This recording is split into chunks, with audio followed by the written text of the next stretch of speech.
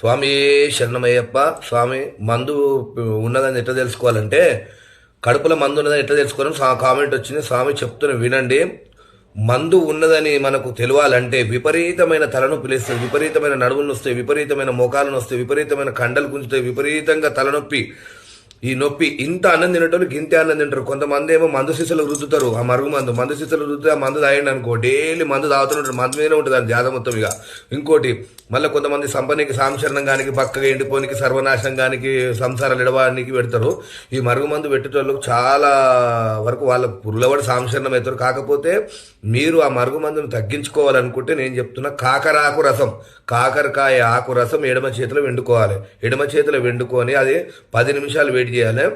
ఎడమ చేతిలో వెండుకున్న కాకరాకు రసం గడ్డగట్టినట్టయితే మీకు మందు ఉన్నట్టు. కడుపులో గడ్డగట్టలేదంటే మందు లేనట్టు. రెండో పాయింట్, అది ఎట్లా తగ్గించుకోవాలి? ఒకవేళ మందు ఉందనుకుంటే ఆమ్దం వేడి చేసుకోవాలి. ఆమ్దం తెచ్చుకొని వేడి చేసుకొని దాంట్లో ఎండుమిరపకాయ వేసుకొని చల్లబడ్డాక పచ్చకర్పూరం వేసుకొని రోజు పరిగడుపున 15 రోజులు తాగినట్టయితే మందులు గిందులు ఏమున్నా మొత్తం క్లీను, లివరు కిడ్నీలు కానించి మొత్తం క్లీవర్. మరి నెత్తికి పెడతారు, దీనికి పెడతారు అంటే దానికి సపరేట్ చెప్తా స్వామి.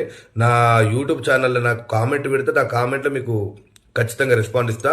మరుగు మందులు 18 రకాలు ఉన్నాయి, నెత్తికి కూడా పెడతారు, అది కూడా తగ్గించే దగ్గర ఉన్నది. స్వామి శరణం, ఈ రెమెడీని యూజ్ చేసుకోండి. స్వామి శరణమయ్యప్ప.